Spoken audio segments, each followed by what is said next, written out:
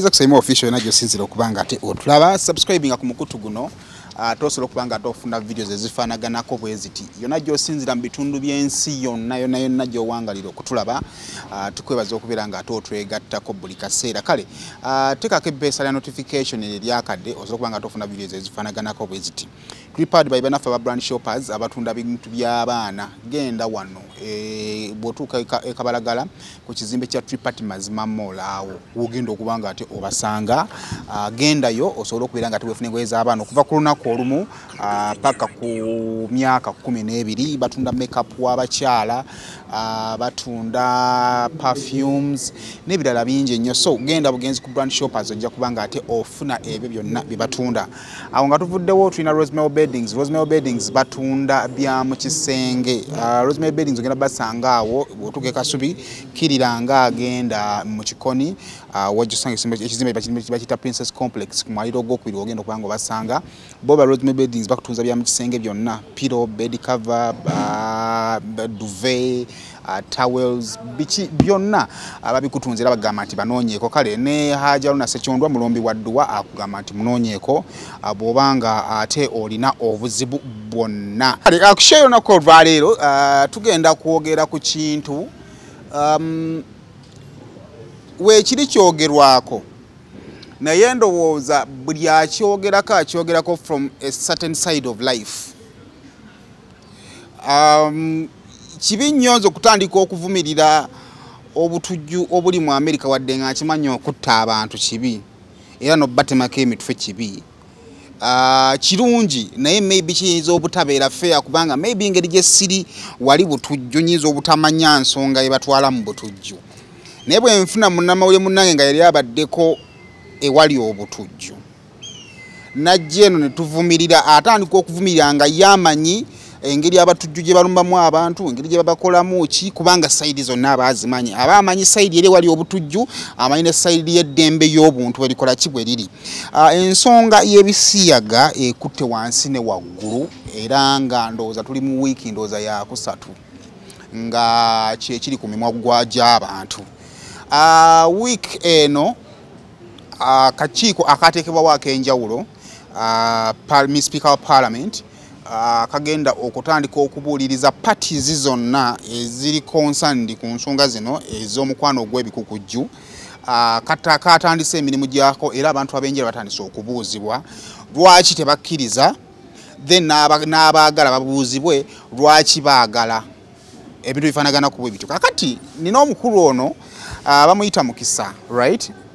tugenda kunyumyawo ne Mukisa enjoobozi ey'enjawulo lwaki nkugambye nti ye side zonna azimanyi eri gye tuvumirira kubanga ffe abakkiririza mu Bayibuli tekikkiriza abalowooza nti nno obutuufu buli side zenu nga tukiwakanya tukivumirira naye ye yali abaddeko so tugenda kusooka tufune atubuuzeeko atubuulire kijja kitya avaayo atya n'ebifaanaganako bwe bityo then tutunule ku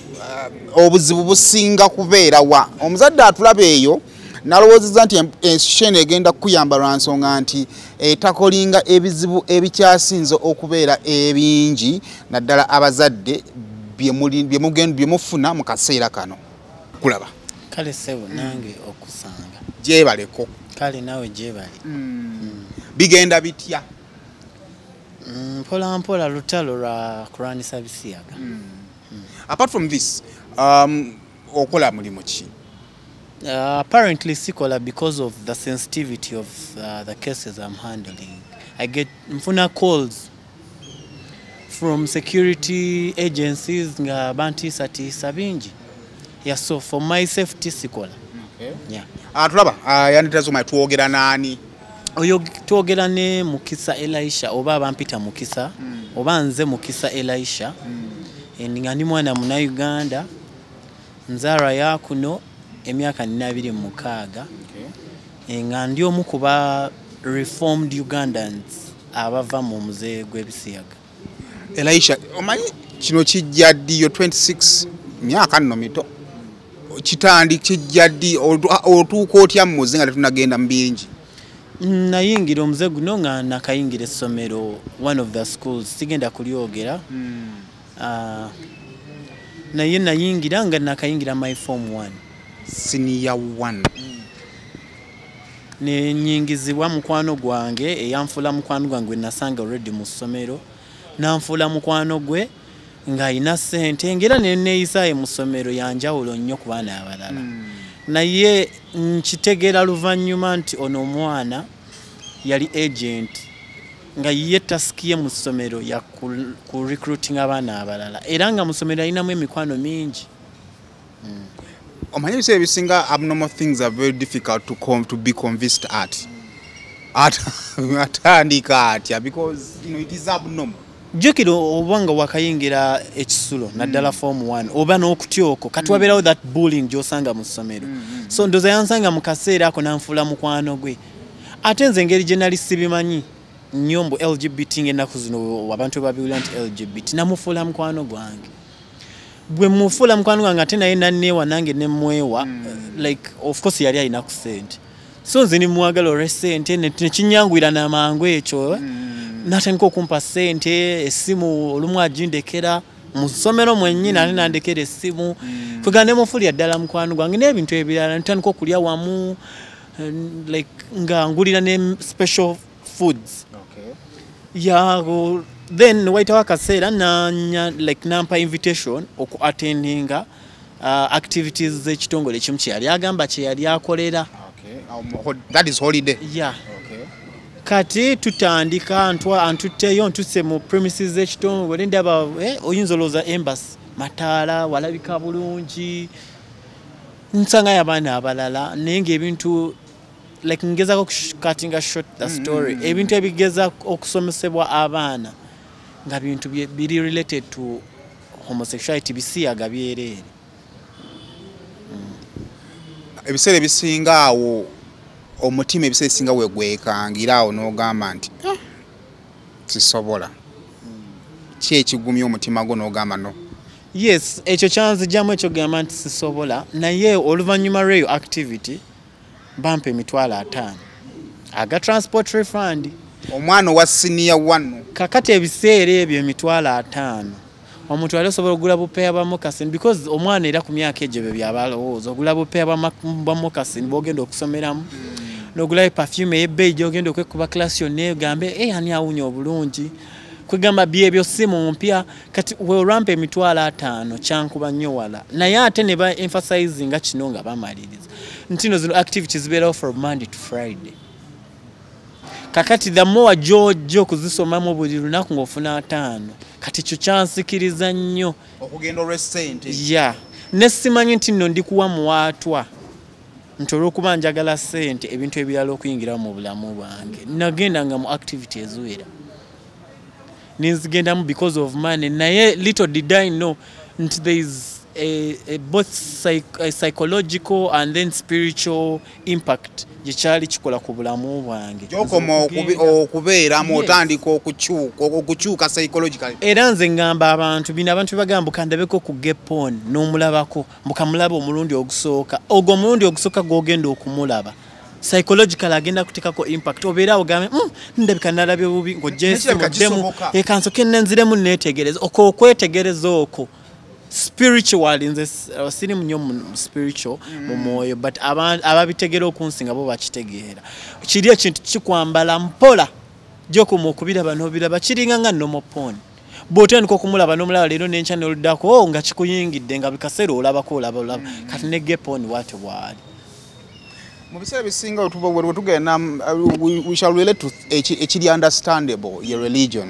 okyova mu ddiini emu okudda mu ddiini endala we always use the scriptures ebituuka okuleetera omuntu okutendewalirwa so babasomesa exactly sagala tusiige ekifaananyi kya muntu kutegeera kibeera eri naye ate twagala abantu bamanye obubi bwa kino. Yes, abasomesa abaana balina ba facilitators abasinga abazungu abalala bannayuganda balina ba facilitators basomesa bulungi nnyo ebirungi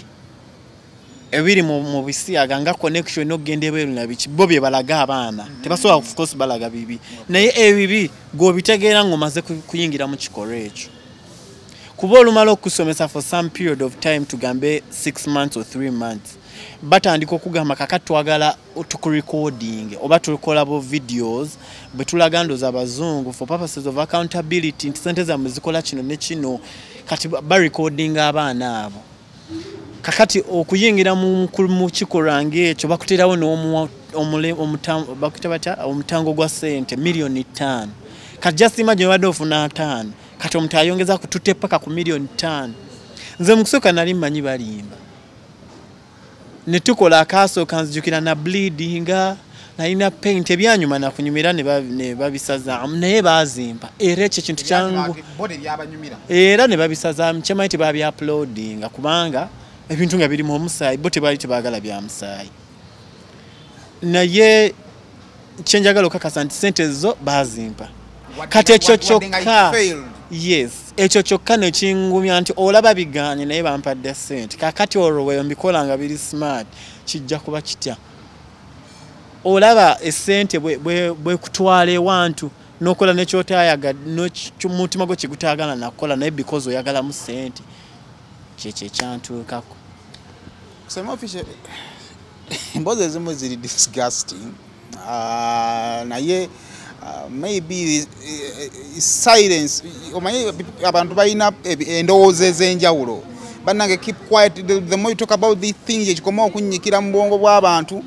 naye omala kufuna ate omala kufunayo kaganda omala kufunayo relative omala kufunayo mukwano gwo ne bagamba nti yakiguddemu nga tomanyi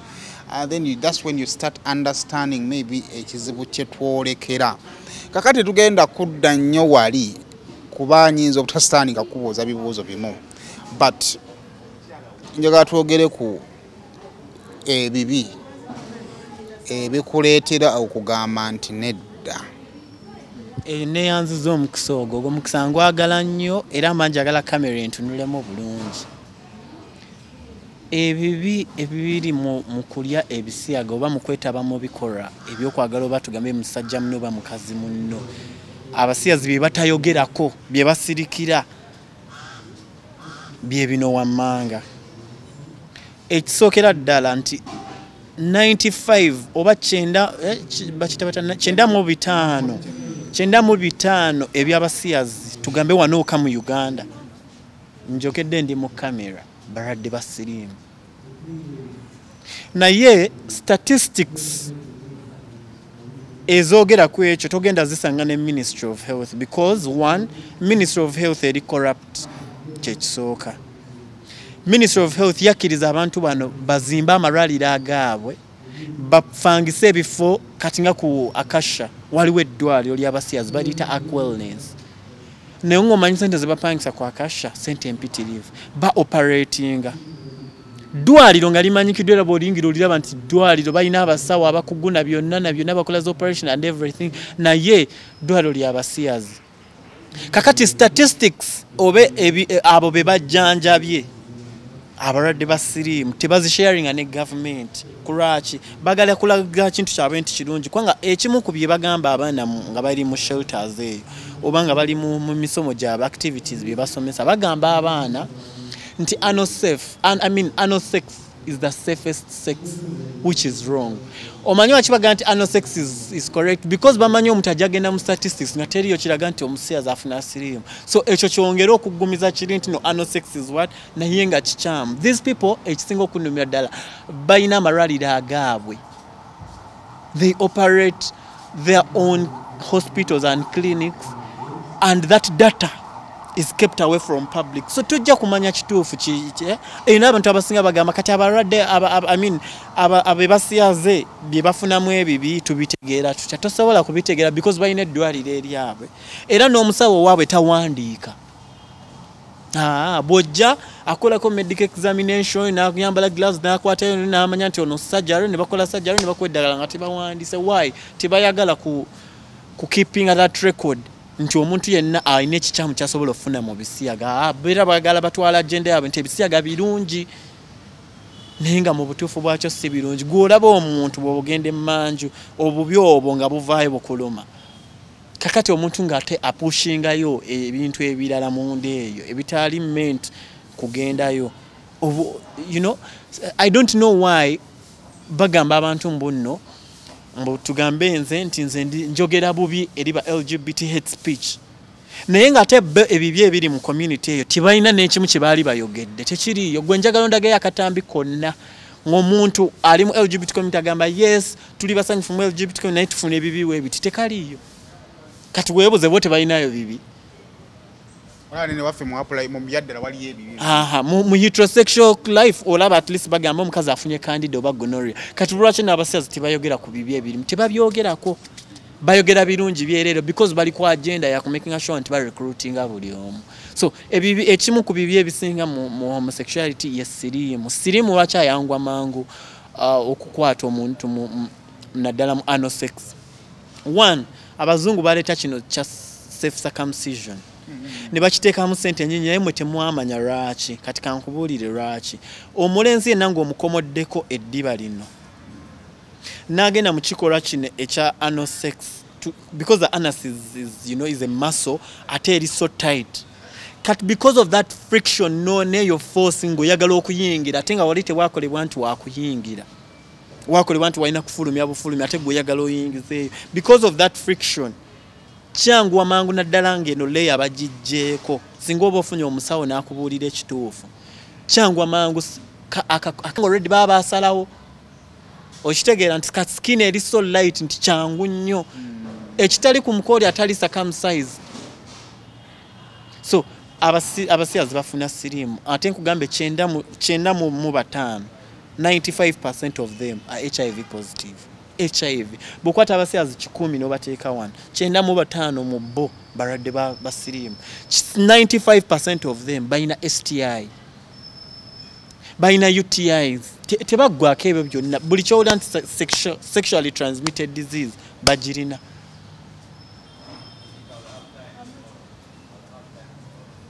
so kyekyo kimu ku bibi ebiriyo mu busiyazi ekyokubiri suicidal thoughts ekyokusatu baba n'obusungu nga tamanyi na gyabujje because of the hormone pills ze babawa kati tugambe ndi mulenzi muzadde wange yanzaala ndi mulenzi omuntu nangamba mbu you are a woman in a male body nembuuza how is that possible no we can help you identify that by giving you this small pill ojimire olabe era olujimira 3 months down the road gana mabeere oba omaze ogasuna amabeere oba omaze ogasuna oba omaze ebintu bingi nnyo okugwe biba bimaze okukyuka so olwalo ngenda kwogera kitono kakati how do they select nti kati gogenda beera mukazi onagenda beera musajja bo bakulaba naddala mu activities zaabwe ne bamanya nti no okay ono tumulabyemu role weight because they have roles that they play within the LGBT community so they identify you bo ne bakuwa role they impose it on you yes they impose the role on you ne bakuteeka ne ku madagala these hormone pills tewali mu Africa was manufacturing not even Uganda we do not have a factory in Uganda that manufactures hormone pills kati womira zino hormones nawe notandika okufiiringanga zikikola automatically I don't know how it does but bw'oluzimira bwoti nga zikuleeta amabeere zikukyusa your system bino ebirevu byonna bigenda bidisappearing byokka no your skin nebeera so light ng'ey'omuwala nenjogerayo nekyuka n'obeera ng'oyogera ngabalabyeko nga boogera yes nenjogera nekyukira ddala ng'oyinga muwala era ng'oli ayinza kiyinza omutwalira ebbanga okutegeera nti ono omusajja naddala nga bano aba cross dressing nga cross dressings kizibu nnyo okutegeera era oli wagamba omala kwetegereza nnyo n'oli kugamba musajja oyinza okulowooza mukyala so that is what hormone pills do now obitubuulidde ebibi now gwe dirwa osalawo n'ogamba nti no this life is wrong jengendamu era wakitandika otya kubanga waliwo n'atulaba nga maybe yandyagadde okutandika linga nekutandika tamanyi nze natandika 2021 nkola okusalawo kwange neŋŋamba nti omuze guno ngukooye first of all experience gye nnina eri mikwano gyange abalala abasinga baafa abalala barala dda ne beekyawa bali mu state etategeerekeka so nange ate nti kyantuukako nempulira bubi nnyo nempisibwa bubi nnyo naye because nalinemu eyo community nga ndi omu ku muntu gw'otasobola kusendeekereza era bamumanyi nze tosaa kunjoga joge byotya era nenvaayo bulungi nnyo ne ngamba nedda kakati bwe muba mubadde mujoga abaana b'emuti nga mubakozesa ne mubaraaza ne mumala okubaraaza ne mubadampinga nga temukyabawa buyambi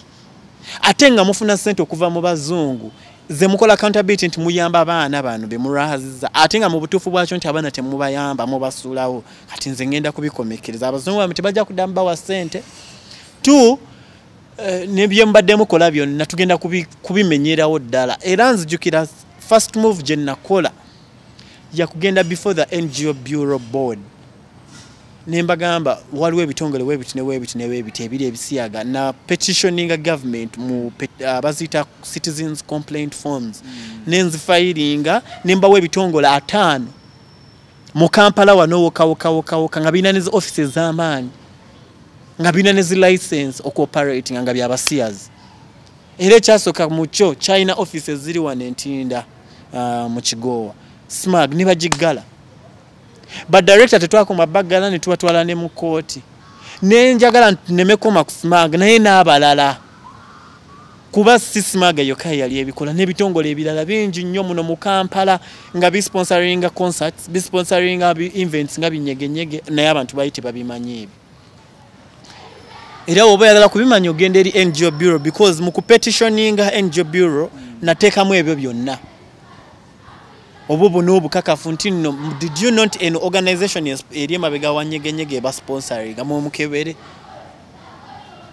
era ndi sure very soon you will see endala zonna like the other 49 organizations ogenda kulaba very soon nga government ezigadde kitegeeza nti no bibiri webiri naye nga government bali nayo temanyi government emanyi kubanga balime kugamba nti nno government esobola okudetecting obutujju neremerera okutegeera nti abasiyazi webali first of all esente zebaleeta mu ggwanga ziyita mu banka tebazirondola ng'obutujju babulondola nga mwami Kyagulanyi waba agenda kola zi campaign ze nga balondola sente gye ziva ez'abasiyazi zirema government okulondola gye ziva bamanyi kati kankubulire obutuufu bwabo nja kulaga wano ninawe ebbaluwa twali mu meeting lumu ne ba minister Minister Internal Affairs, Minister Gender, Minister ono Akelo wa ono wa ethics. A call was made to one of the ministers from somebody from State House. One of the brothers to the president. Njogende ndiko camera. And the meeting was distorted paka kati so okulaga 5 letters nga ministers ita meeting tezitula. Bya komao. Kurachi government emanyi bino ebintu ebimanyi naye gamba nti ebifunamu ssente kati because of the taxes and the revenues government zefuna ku bitongole ebyo byabasiyazi yo yefuula nti nno tebamanyi okujjako nga bakoze obutujje kiri muzeeyi kye yagamba Museveni nti ffe tetubalinako buzikuwanga kuvadde babadde weebali naye ekya promotion ffe kyetulinako obuzibu but these people promoting zino NGO buli bazi-establishing ne zibeerawo ne batabakwatako that is another way of promoting kubanga mwe mulowooza nti just bali awo mbu kitongole bakoze office ani agaye nti bakola bukozi just office hey office eba ne agenda siga nti kizimbe kiri awo nti office of course every office ebera ne agenda zeyina okuimplementing kati gwobuuza abasiyazi mukoze office ne agenda ya mweriki gye mu implement ekyabateekesa office kiri ki ekyo tebakyogera government gwalewoddeyo nga government egamba yes ebitongole tubimanyi naye bagamba kimu abasiyazi tubamanyi yes webali naye kye tutayagala ye promotion kakati office ze mwabakkiriza ba operating zikola mulimu ki abavaayo ne banvuma ne bambakira ngono omukyalo ono omulalu gwe nalabye simanya yaani simanya doni because ebitalo omukyala gwe nalabye yambakidde mu ka video nanvuma kakati nga tannambakira lwaki tabuuza government ebitongole by'abasiyazi tutegeddeko nti biwera 5 mwabiwa license okoperating naye mwabiwa license okoperating under what agenda kakati wabana kugirayo agenda yaabwe wojja okutegeera abantu bano bakubye obutabo mubadde temubimanyi kati kambi bagambe agenda yaabwe eri nti kukuba obutabo nga boogera ku same sex relationship babuwa abaana ba nursery nga buli in form of cartoon ebifaananyi nga biri in form of cartoon nga batutereddeko omwana nti omuwala asobola okuwasa omuwala nsobola okulaga kankulageyo ekimu ku katabo ng'ebyogerwamu agenda eri nti no a boy can marry a boy ng'ate babiwa mwana wa nursery kati just imagine bw'okwata akatabo ng'ako n'okawa omwana wa nursery nga kalimu ebintu ng'ebyo kakana akatabo akatabo bakaita asking about sex and growing up wansi ne kagamba nti no a question answer book for kids naye bw'osoma ebiri muno do people get married to do people have to be married to make love? Can you imagine that ebintu bibagamba abaana baffe ne kankunoonyeza ekiri eri ekya falling in love laba bukatuni bino nga mubiteereddemu baana mu butuufu bwabyo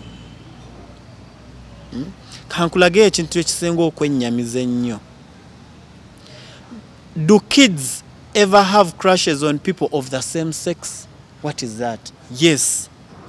Can you imagine? Naye babikoze bali mu circulating ababuwanga donation eri amasomero. Essomero ne baleetera box ne box biva US ne basanyuka ne babatirako ne millioni nga 2. Ne basanyuka batwadde donation ne sente tuli naye nga bye bataddemu nti bagamba omwana nti nze ng'omwana omuto baby nsobola okwegomba mulenzi munnange nga ndi mulenzi nti tekirina na buzibu kirungi busobola n'okwewasa. Kati omwana akula ava buto ng'akimanyi nti okwewasa kiri ki kisoboka. Kale sema official kwoli man bintu ebimu birowooza nako n'omutwe ne gukuluma. It's not right. Not right at all. Now, omanyi kati ekintu kyasinza okuba abantu is ignorance. Ate olumu ignorance ebeera supported by the fact that tulina ssente. Kakati abazadde abasinga they will end up nga bawaddeyo abaana baabwe kubanga tebalina ssente ate tebamanyi. Now, waliwo omuzadde atulaba eyo. I remember nina omwana wano gwe twayambako okufuna basale. Nenfuna messages ezeri eyo nga nnyingi. Nga they're like say munange njagala kunnyambira ku mwana, nange njagala kunnyambira ku mwana, nange njagala kunnyambira ku mwana. Schools ziba zijiddwayo nga ebifo ewa grooming bw'abaana ebintu ebyo. Omuzadde biki indicators z'alina okwegendereza nga natandika kufuna buyambi n'abifaanaganako bwe bityo ubwo byalina okutunuulira ennyo because we need to help parents. Abazadde bali mu kufa n'aba ku kyazuula eri omwana we n'afa n'ayagala okufa n'abeerawo nga mulamu naye nga yafa. Authentic organizations eziri genuine bo baweerera baana. Kakati waliwo ne baana abalala abeerimbika nti tuweerera baana mu batuwe baba signingsa ne consent forms abazadde mutuwe omwana. Imagine no mwana nyine bamusigning sa consent form. First of all, under our law, omwana ta consenting ku any document. Nothing. Kubanga obongo bote under the law butwali bantu no buchali webuto. Naye bana abasales tibatya bakusigningsa. Olumala okusigningsa nga bo batandika okukola ebyabe. Kuboba wasigninga nti obakwasizza omwana. Bajja manyaga scholarships manya tubatwala bweru South Africa, Canada, America basomera eyo. Era olina ensi zaabwe tebasobola nti mutwala buwalabu kusomera buwalaba bamutwala Canada, US kuba bamanyi mwenna Abafirika etsuka muli tuli baavu. Ekyokubiri twagala nnyo. We demand a lot for good things. Kati osanze omwana tayagala kukola tayagala ki. Omugambe ngenda kuwanga milioni emwe. Kangende mukoze sinze bampe sente zange. Olaba endowooza eyo nti tetwagala kukola wabula twagala bya bwerere. Yeah, so abazadde just nze kyensinga okubakuutira is okubeera careful. Nga tonnawaayo mwana osoko establishing ekyo ekitongole ekitwala omwana wo kiri registered mu mateeka bulungi. Ekyokubiri ekigendera ky'ekitongole ki. Yes, balina ssente bagala kwerera abaana naye of course teri muntu aweerera nga talina kigendererwa. Mabega waakyo wabaayo ekikusifu. Yeyo agenda gwe ng'omuzadde gy'oteekeddwa exploitinga mutwala omwana wange naye like ekigendera kyammwe lwaki mwagala kumuweerera lwaki. Kale lwaki mwagala munzijjeko mumutwale nti mumutwala mu US mumutwala Canada. Ate Abannayuganda ebyo tebabibuuza. Kasita awulira opportunities ze batwala mwana wo bazungu batwale. Ate obaga nti omwana yali Davis yagoba yakoze yega danze ne musajja munne nga tebavaayo. Abaana bafe. So lero badde before akakiiko gwe lero presentation ndabye Pastor Sempa ndabye ku Pastor Kiganda lero gwe presentation ye badde ki badde oba waaki nze government nagisabye ebintu bina wammanga ekisooka nti tulina campaign ku cancer tulina campaign ku sirimu ku mwenge ku bwamalaaya naye tetulinayo campaign yonna running ewakanya ebisiyaga kulwaki nti social media handles zaffe zonna oba social media houses zaffe ezisinga ziri controlled by abasiyazi kyovula togenda kusangayo kintu kiwakanya bisiyaga nga kiba running kati nagenda ku New Vision sometime back ne bangamba mbu under our policy tetukirizibwa kwogera ku kintu kyonna kyonna kyabasiyaga okujja nga kiri mu kooti oba kiri mu parliament nembuza kikye mutegeeza ekyo kyokka kiggalira omuzadde omwana we gwe baasiyaze eyali agadde eddoboozi lye liveeyo nenga terisobola kuvaayo kubanga houses social media houses zigamba nti police yaffe tekirizibwa kubyogerako n'ate bw'osanga ebiraga nti no homosexuality is good ebyo bo babi broadcasting so nze nkubidde government omulanga nti tutandike national wide campaign yenyigibwemu ba politician yenyigibwemu buli muntu yenna buli muna Uganda nga bwe muddibye ebitu ebirala byonna kiwamba abantu nga bwe mukyogerako ne mukikolera ne campaign mu nga mugera ku kansa obanga ddala okulya ebisiyaga kibi lwaki nakyo temukinyigira mu ssente kuba n'abakingizaamu abaana bakiteeka mu ssente kakati mwe lwaki gavumenti temukiteeka mu ssente kukirwanisa ne mukyogerako boogezi ne mukomaawo etteeka buteeka lyokka terigenda kukola kintu kyonna ne bwe banalireeta tetulina amateeka gaabo tetulina amateeka g'okuwamba abantu tegaliiwo tebabawamba so nze ngamba etteeka lyokka nti no nti etteeka erikugira okulya ebisiyaga lyokka terimala government erina okukyengiramu ng'etwala national wide campaign against homosexuality. Number 2, lwaki nga mutaddewo eyo campaign ey'okulwanisa ebisiyaga lwaki tetufunayo rehabilitation center specifically welcoming abaana bano abavaayo kuba kati mugenda bateekawa mugenda kola campaign mumale okugirwanika abaana baveeyo tulivuddemu mugenda bateekawa. Do they need rehabilitation? Yes, they do, because I told you this affects both psychologically and mentally and spiritually byonna, so byetaaga rehabilitation. Gwe weewuunye Katonda yakutonda oli musajja ate olina akugamba nti oli mukyala ekyo tekiina engeri gy'okyebuuzamu buli dakika gwe kennyini otandika kati bwe kikugenda mu birowoozo ennyo mwezo tendensi z'okommitting suicide we ziva. Yawe njagala okubuuliza nawe yungo maze okukkiriza nti now I need to proceed wanna okuvaawo transition okudda gye wali teyakutawaanya? Yantawaanya, kyantawaanya nyera kyantwalira ebbanga because kati ne paka katulaba ndi kulwanagana ne hormone pills abeerenga okusobola okuddayo nti ga musajja enneeyisa okuddayo nti no eri masculine kiri mu kuntwalira bbanga, but I know as time goes on kwanga hormone pills nazivaako it will eventually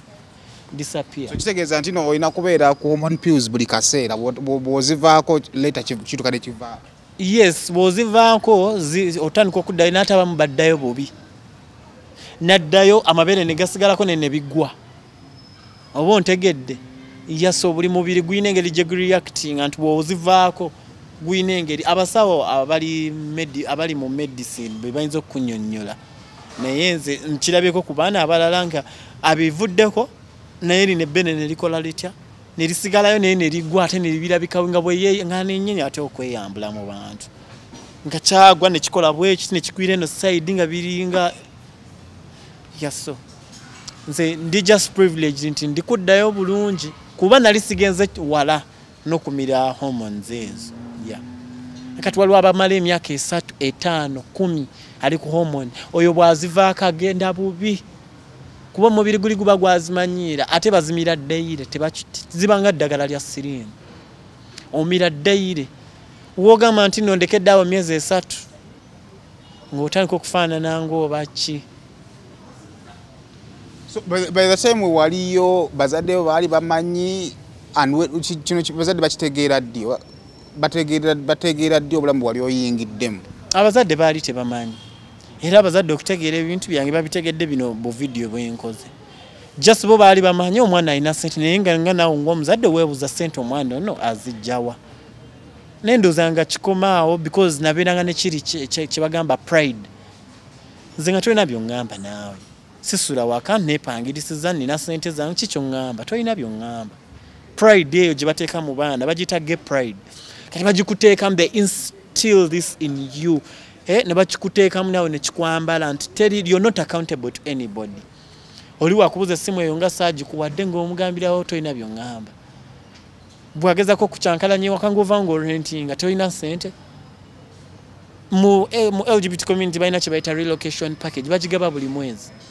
esente zikuyambako okuvaawo nawooli bwolaba insecurity ng'ovaawo ng'ogenda ewalala nga ngenda ng'applyingira ezo nga bampa nga nvaawo nga nimba n'okulima ti ne we nagenze baagala kunzitirawo ng'era n'ogwo omwezi same month nga bakuweera endala bwe bato ne bwe bato yaso nze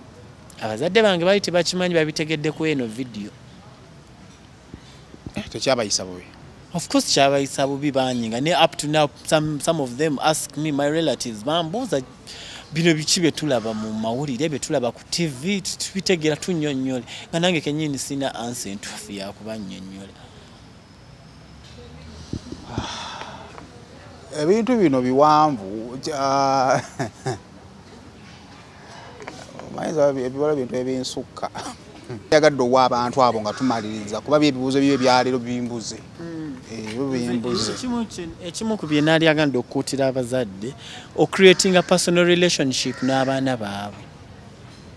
waki njogera ku personal relationship nga tolekawo wadde ka gap nti omwana ne bwebakira ku makya ne bamugulira device kubanga bano abantu bagula zi device omuba amadde temukimanyi bagula nice iPhones laptops ezirise ezo zomamanyi nti omwana inajja jeguma ne bagimuwanga kirabo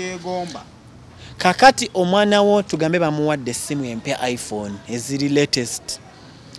singa oba creating that close relationship omwana ajja nagamba munnange waliwo ekitongole kyampadde laptop nekimpa n'essimu okitegeera naye because abazadde beesuuliddeyo obugwa nagamba te emirimu ne bagirekera amasomero na biki kati omwana bamuwa ekintu nakitereka n'okitereka because talina neyo close relationship ne muzadde we atereka essimu kati nze to be honest if my own parents had that close relationship nange osanga nalibadde nababuulya dda ku bino ebi naye nasirika example entuufu yoyo n'omwana we abuddu yagamba omuzadde we nti bambi mutandika ku budde mu class form 1 naye abigamba omuzadde ng'amaliriza ne form 6 ng'omuzadde takyalina kyazza why because nze nkimanyi omuzadde yali ya creating that gap eri omwana we abeera mu kunoonya ssente titayiri watakola ki kati n'omwana naye ne bamuwa bye bamukolanga n'abisirikira tabigamba na muzadde kitegeera kuba yalina okugamba omuzadde ng'ali mu form 1 bwoba wawulira story yoyo omwana weebudde egamba nti no bamutandika mu senior 1 naye yabigamba omuzadde amaze senior 6 teyali kikyali kiza so nze nkutira abazadde ku creating that close relationship n'abaana baabwe nga tewaba gap ng'omwana kimwanguwira okugamba omuzadde nti bantandiseeko mu kikolwa bwe oba bakinkola oba nze nkikola abalenzi abalala something like that okitegeera then omulango omulala nkubira government ereme kulimba abantu bwerwanisa ebisiyaga nga naye abantu bane bakkiriza ba operating ebitongole byabwe bwe baddala ng'ebirwanisa etandika kugala bitongole eggala ebitongole by'abasiyazi eggala ezi offices zaabwe awo tugenda kumanya nti no babirwanisa naye nga bayogera boogezi we bati n'owulya babalaata mu parliament nga naye ebitongole byennyini bikyaliwo bikola bulungi nnyo birine mu masomero amasomesa babawa ssente okuleka ba agenti baabwe bayingire mu ssomero kakati kankuwa example okimanyi nti nno ennaku zino abasiyazi bakyusaamu bwe bafuna omwana nga yamala senior 6 naye nga akyali fit oba ali competent okuddayo abeerenga ng'omuyizi bamufunira bulungi nnyo essomero ne bamuregisteringa ng'omuyizi n'ayingira n'ayambala bulungi nnyo uniform kuba bamulaba akyali mutoototo n'atandika ku recruiting this is happening nga baamala dde okusoma bazzeeyo buto naye nga bazzeeko a different agenda kuba ye aba yabisoma so ne bwaba tayatendize nnyo class kiti awo naye nga ye ali mu ssomero taconcentrate nga abeera biza so nze kyekyo omulanga gwange eri gavumenti nti ebitongole bino babigale awo tugenda kutegeera nti gavumenti eri serious naye bino bye bayogera parliament simanya Museveni agambye ebyo tebigenda tugaza kuba leka nkubulira ekituufu kya byonna abasiyazi tebatya bigambo byamu simala bigambo ebyo nabo badde eri ne basikani bagamba bagiyita propaganda that is just propaganda homophobic propaganda it's just bo batya action we naggala smag Dr. Stella Nyanze, I'll share with you that tweet. Yakola Twitter space. Yaliko over 2 million participants worldwide. Kwanga yali German. Nayenga conversation yali ntino an ex-gay Ugandan has become a threat. How do I become a threat? By taking action. Kubanze nababera mu manyuti their propaganda tena cheba kosa. Okwogera bogizi ne bo. Tebiba kose ebyo bikibagambe be government ejakogera bigwe oli ofono bamutani ono yayogeranga ku bisiya gono minister yafa owa ethics Father Lukodo yayogera walaba batya ebeti batya era naye yasitukanga mu action awe batyanga. So the only way we musobola oku making sure until you erase this homosexual thing ichonane chevira bodala mu taking action by closing down all their organizations, all their shelters, ebyo byonna benasimanya muba prosecuting bagenda kakasa nti muli serious. Era ojja kulaba abantu nga babyabulirira babivenamu kubanga wobo government tufunya abasiyazi be bati ku mulembe gwa minduza nga babakuba n'amasasi bumukubira mu lujude wali waddamu bikola bagamba ne because tamwe muri mubi sugar coating amuli enaku ze mubitana LGBT. That's not LGBT, that is homosexuality. Naye babafunidde erinnya era nga balaba nti abafirika tubafunire erinnya tugaye LGBT to be making katinze mamange mkyala manya kigambo LGBT takimanyi ne amanyi kimu ekisiyaga ne kati mubi twistinze mbu LGBT laba ne biru ya mbu LGBT no mugambe kimu nti kisiyaga era nze wemba nkola interviews and stera byogereyo mbu LGBT nkugambirawo nti bisiyaga nina kuzino wulira ba member of parliament the LGBT. What is LGBT? Nze banna yalere ganye naye kwafunye omukisa n'ogiraba yonna you pick a lesson. Tujagezaako ekyaffe kye tunaakola naye si kirungi wanze ni mutiitiizi butiitiizi but I don't like it at all. Mbere bulungi mwera.